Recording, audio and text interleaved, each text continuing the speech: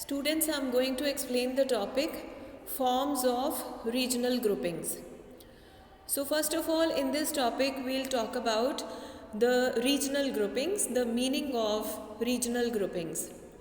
Now, regional groupings refers to a group of few countries who get together in order to cooperate with one another for making the international trade flourish.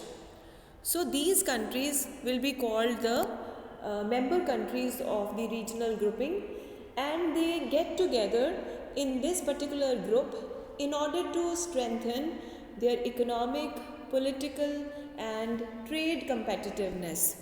So they all get together for increasing cooperation with one another so that it comes to the benefit of all the member countries. Now, about the grouping of these countries, we can say that these very countries are, they may be few, they may be in a big number, but they come together in order to have an agreement with one another, and that agreement can be formal or it can be informal agreement. And according to that very agreement, they try to protect the common interests of all the member countries. Now let us talk about the types of these regional groupings. Now there can be different types of regional groupings, and firstly we'll talk about the geographical grouping. Now this very geographical grouping refers to the grouping which is concerned with the member countries which are located quite near to one another, and that is why, because of their location, they form a particular group. For example, we can see that there are different types of geographical groupings in the world, and these are the African countries. In African countries group, we find Eastern Africa, Middle Africa, Northern Africa, Southern Africa and Western Africa. And then comes America. This is a regional grouping which is on the basis of geography or location, and in this will come Caribbean islands, Central America, South America and North America. So this was about America. And next is Asia. Now this very geographical grouping includes Eastern Asia, Southern Asia, then Southeastern Asia and Western Asia. Then comes Oceania. And in Oceania, all the oceanic countries are included. And after that we have the European grouping. In this very grouping, all the European countries will be included. So this was the first type of grouping, that is the geographical grouping, in which countries get together, which are basically because of the location or the geography of those very countries. Now we talk about the second type of grouping, and that is the grouping of the developed countries. And in these very developed countries, we will find that there are different types of groupings, like in case of America, Asia, Oceania and Europe, we find the developed countries. So these countries will also be on the basis of their geography. They get connected with one another and they come together and form an agreement, but it is also on the basis of geography, but it is different from the first group in the sense that these very countries are the developed countries. So this is a group of developed countries, but they get together because of their geography or because of their close location to one another. So in this very group we find we have America, and in America you can write down certain names like Bermuda, United States of America. Then we have including Puerto Rico and Greenland, United States, Virgin Islands. You can just give a few names in the in any particular group that you are referring to. So this was about America, and now is Asia. In Asia, the developed countries are Israel and Japan. Then comes Oceania, and in Oceania the developed countries are Australia and New Zealand. They form a particular group. And then we have Europe. In Europe there are large number of countries, about 37, and these include the developed countries of Andorra, then Gibraltar, Poland, Austria, and so on. Again, you can give just a few names of a particular group that you are referring to. So, this was the group of the developed countries. Now, we move to the next group, and this is the group of highly indebted, landlocked, developing and least developed countries. So in this very group you can find that first of all we are going to talk about a particular group in which there are countries which are heavily indebted. They are poor countries of the world, and these very countries include what?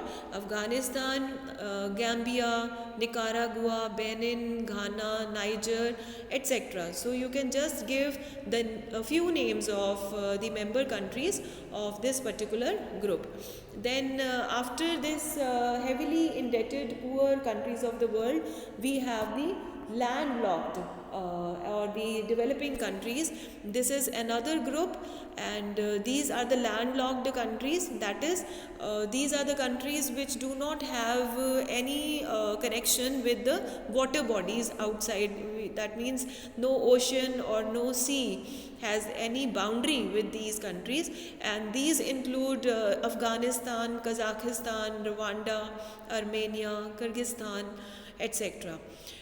Then comes the small island countries, and these small island countries are the developing countries. In this you will include Antigua, Barbuda, Maldives, Samoa, Bahamas, etc. And lastly, in this very category comes the least developed countries, and in these least developed countries there are certain countries of Africa and Haiti like Angola, Malawi, Benin, Mali, etc. And along with the African countries we also have a group, and that group is of Asian countries. In Asia also we have some least developed countries, and these countries are, you can just give the names of a few of them. So they will be Yemen, Nepal, Myanmar, Laos, Democratic Republic, etc. So this was one particular group which was related to the poor countries or landlocked countries or the least developed countries. Now after that we come to another group, and this very group is related to the it relates to the transition economies. Now in this very transition economies group, first of all, what transition economies group is? This type of group is that group in which those countries are included which are having a transition from underdevelopment to development. So this means that this includes those countries which are going to be the so-called the developed countries of the world, but at present they are just having a transit, or they are just emerging from their underdevelopment. So in this very category you will include the countries like Albania, then Kyrgyzstan, Turkmenistan, then Armenia, then Montenegro, etc. So you can include any number of countries in this very group also. So after this very group we come across another group, and this is the grouping of countries on the basis of certain economic parameters. So if a group is made on the basis of some economic parameters, that will be first of all the petroleum and gas exporters. This is a group in which we can formulate the group of African countries, like in Africa we have Algeria, Angola, Libya and Nigeria. These are all petroleum and gas exporting countries. Even in America we have petroleum and gas exporting countries, that is Venezuela. This is one country included in this group. And then in Asia we have very prominent countries in this very group, that is Iran, Iraq, Kuwait, Oman, Qatar, then Saudi Arabia and UAE.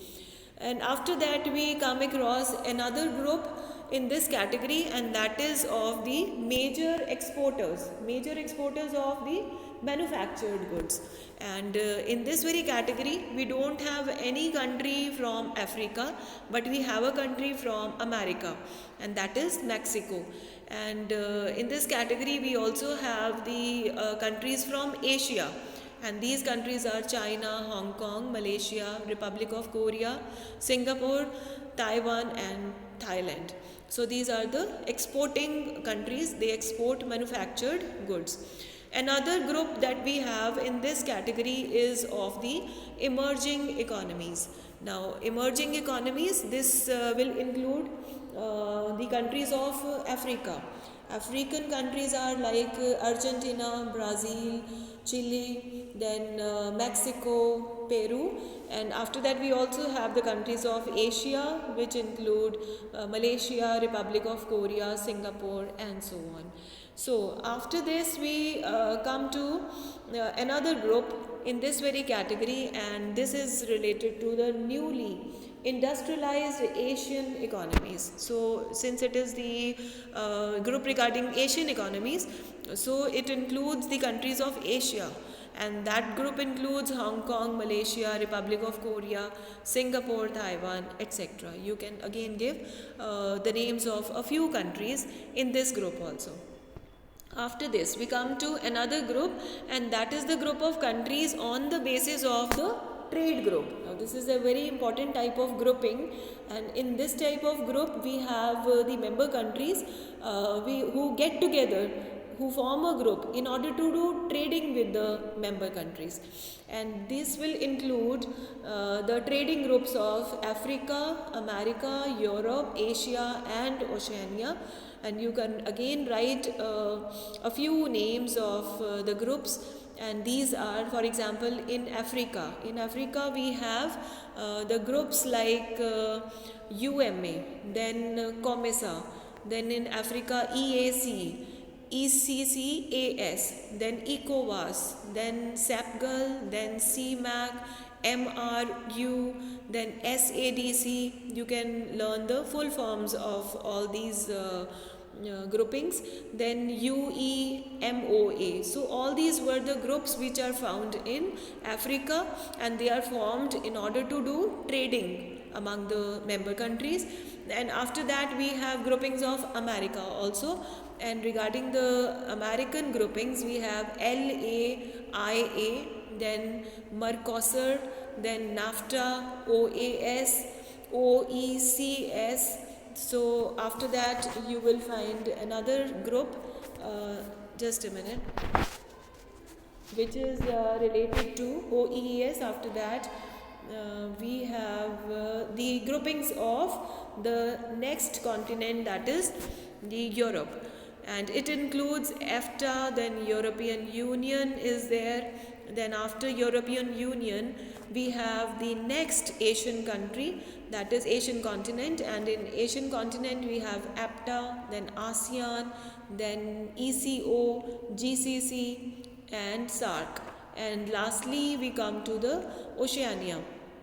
And in Oceania we have one group, that is MSG.